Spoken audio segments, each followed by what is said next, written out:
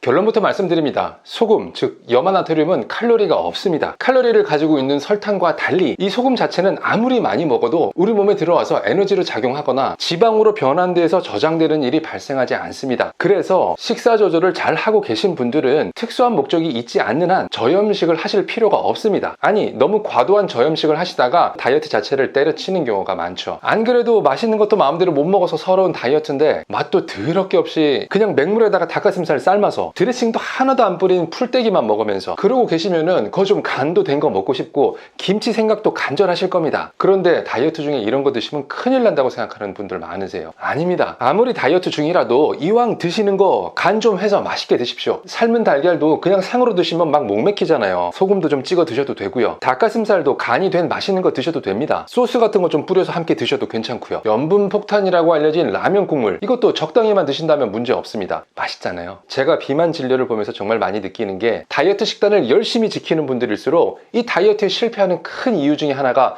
바로 저염식입니다. 하루 이틀 하고 말 다이어트도 아닌데 이거 뭐 개조도 안 먹을 만큼 정말로 맛없게 저염식만 드시고 있다가 보면 사람이라면 당장 때려치고 싶은 게 당연한 겁니다. 그리고 대부분의 분들은 정말로 때려칩니다. 다이어트 한다고 계속 저염식으로 드시다 보면 운동 능력이 떨어지게 됩니다. 헬스장 가서 운동하기가 싫어지는 것뿐만이 아니고 평소에 활동하기도 싫어지게 돼요. 그리고 갑자기 멍하게 어지러운 증상이 있죠. 보통 너무 안 먹어서 혈당 떨어졌나 보다 라고 생각하시는데 당뇨 치료를 받고 계신 분들이 아니라면 정상적인 분들은 몇 끼 굶었다고 증상이 나타날 정도로 혈당이 떨어지는 경우는 없습니다. 보통 이런 다이어트 중의 현기증은 혈당이 떨어진 것이 아니고 우리 몸의 나트륨, 즉 염분이 부족해서 생기는 현상인 경우가 더 많습니다. 그리고요, 앉았다가 일어나는 순간에 갑자기 눈앞이 캄캄해지면서 어지럽고 심한 경우는 쓰러지기도 하는 이 기립성 저혈압. 평소 이런 증상을 가지고 계신 분들은 계속 저염식으로 드시다가는 이 증상이 더 심해지고 위험해질 수도 있습니다. 그리고 만성 피로 증후군을 갖고 계신 일부 분들은요, 계속 싱겁게 드시는 것이 몸의 피로감을 점점 더 심하게 만들 수도 있습니다. 이래저래 저염식이 음식도 맛없게 만들고 몸도 힘들게 하고 다이어트도 때려칠 수 있는 위험성을 갖고 있는데 왜 지금까지 다이어트의 필수적인 것으로 알려졌을까요? 사실 좀 짜게 드시면 체중이 금방 늘어날 수 있거든요. 여기서 중요한 것은 짜게 먹었다고 살이 찐다가 아니라 체중계의 숫자, 즉 체중이 늘어날 수 있다는 겁니다. 우리 몸의 염분은 물을 끌어들입니다. 몸의 수분량이 증가할 수 있어요. 다시 말해서 짜게 드시면 몸이 좀 부을 수 있다는 겁니다. 하지만 이 부종은 시간이 지나면 줄어들게 되어 있고요. 몸에 체류된 수분이 빠져나오면서 체중은 다시 원상복귀 되기 마련입니다. 부종이 오래가면 살이 된다고요? 부종은 물입니다. 살은 지방이고요. 물이 지방으로 바뀐다?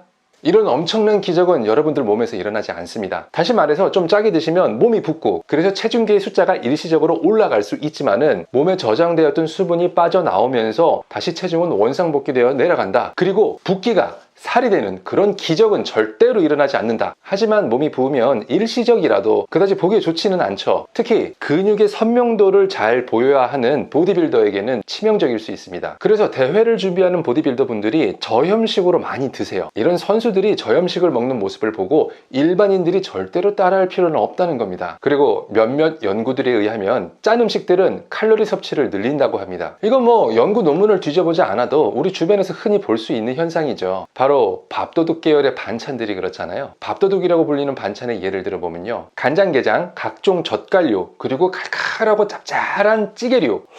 말만 들어도 침 나오죠. 이렇게 밥이라는 탄수화물을요, 마치 도둑 맞은 것처럼 엄청나게 빨리 폭풍 흡입할 수 있도록 만들어주는 이런 음식들은 대부분 짭니다. 염분이 잔뜩 들어있어요. 그래서 여러 실험들을 보면 좀 짠 음식을 주고 나서 네 마음껏 드세요 라고 하면 평소보다 식사를 더 많이 하게 됩니다. 뭐 일면 당연하죠. 맛있으니까 더 많이 먹게 된다. 정리하자면 좀 짭짤하게 드시면 맛있어서 더 먹을 수 있다. 그리고 몸이 부을 수 있다. 이런 이유로 짜게 드시면 체중 감량에 좀 더 불리해질 수 있다. 그런 이유로 저염식을 해야 다이어트에 성공할 수 있다는 이야기를 많이 들어봤을 것이다. 하지만 너무 맛없게 저염식을 먹다 보면 자칫 다이어트 자체를 때려칠 수가 있다. 그리고 지속되는 저염식은 우리 몸을 불편하게 만든다. 그래서 아무리 다이어트 때라도 식단 조절만 잘 한다면은 저염식 절대 하실 필요 없고 적당히 짭짤하게 맛있게 드셔도 된다. 혹시나 노파심에 말씀드리면 짜게 드시는 것은 건강에 안 좋습니다. 암을 포함한 각종 질환의 원인이 될 수 있습니다. 국그릇의 크기를 줄이고 젓갈 같은 염장류의 음식을 최대한 자제하시는 것이 평소에 염분 섭취량을 줄이는 좋은 방법입니다.